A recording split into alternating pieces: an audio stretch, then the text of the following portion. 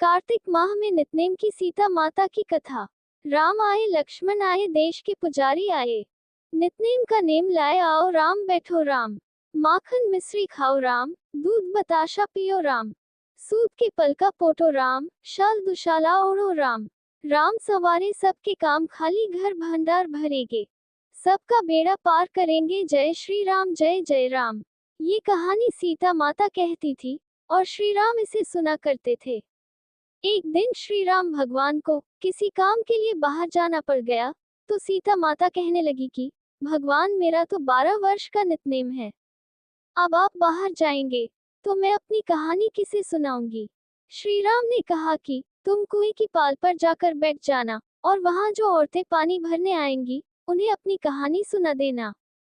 सीता माता कुएं की पाल पर जाकर बैठ जाती हैं। एक स्त्री आई, उसने रेशम की जरी की साड़ी पहन रखी थी और सोने का घड़ा ले रखा था। सीता माता उसे देख कहती है कि बहन मेरा 12 वर्ष का नितनेम सुन लो। पर वह स्त्री बोली कि मैं तुम्हारा नितनेम सुनूंगी तो मुझे घर जाने में देर हो जाएगी और मेरी सास मुझसे लड़ेगी। उसने कहानी नहीं सुनी और चली गई।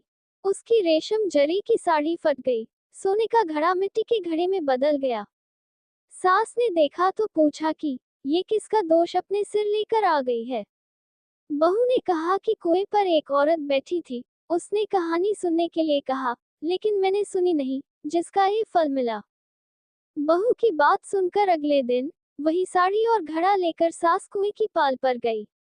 सास को वही माता सीता बैठी मिली, तो माता सीता ने कहा कि बहन मेरी कहानी सुन ले।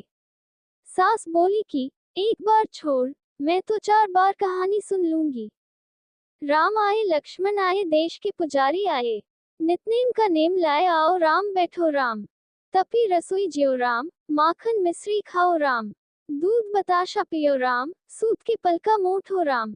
शाल दुशाला पोठो राम, शाल दुशाला ओढ़ो राम। जब बोलूं जब राम ही राम, राम सवारे सबके काम। खाली घर भंडार भरेंगे सबका बेड़ा पार करेंगे। श्री राम जय जय राम। सास बोली कि बहन कहानी तो बहुत अच्छी लगी। कहानी सुनकर सास घर चली गई और उसकी साड़ी फिर से रेशम जरी की बन गई। मिट्टी का घड़ा फिर सोने के घड़े में बदल गया। बहू कहने लगी सासू माँ, आपने ये सब कैसे किया।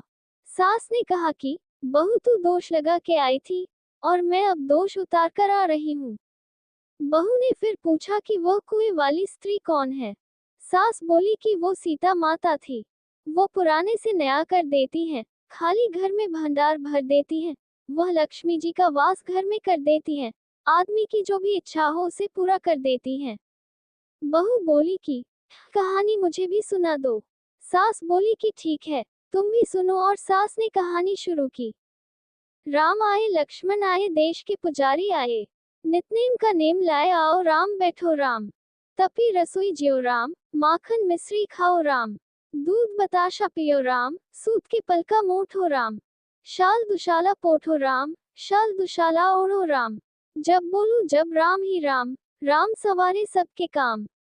खाली घर भंडार भरेंगे सबका बेड़ा पार करेंगे। श्री राम जय जय राम। कहानी सुनकर बहू बोली कि कहानी तो बहुत अच्छी है। सास ने कहा कि ठीक है, इस कहानी को रोज कहा करेंगे। अब सास बहू रोज सवेरे उठती, नहाती धोती और पूजा करने के बाद नितनेम की सीता की कहानी कहती। एक दिन उनके यहाँ एक पड़ोस की औरत आए और बोली कि बहन जरा सी आंच देना, तो वह बोली कि आंच तो अभी हमने जलाई ही नहीं। पड़ोसन ने कहा कि तुम सुबह 4 बजे से उठकर क्या कर रही हो फिर। उन्होंने कहा कि सुबह उठकर हम पूजा करते हैं, फिर सीता माता की नितनेम की कहानी कहते हैं। पड़ोसन ने उनकी बात सुनकर फिर कहा कि सीता माता की कहानी कहने से तुम्हें क्या मिला। वे बोली कि इनकी कहानी कहने से घर में भंडार भर जाते हैं, सारे काम सिद्ध होते हैं, मन की इच्छा भी पूरी होती है। पड़ोसन कहती है कि बहन कहानी तो मुझे भी सुना दो फिर। वह बोली कि ठीक है, तुम भी यह कहानी सुन लो। सारी कहानी सुनने के बाद पड़ोसन कहने लगी, बहन कहानी तो मुझे बहुत अच्छी लगी। अब वह पड़ोसन भी नितनेम सीता माता की कहानी कहने लगी। कहानी कहने से सीता माता ने पड़ोसन के भी भंडार भर दिए। हे सीता माता, जैसे आपने उनके भंडार भरे, वैसे ही आप हमारे भी भंडार भरना। कहानी सुनने वाले के भी और कहानी कहने वाले के भी।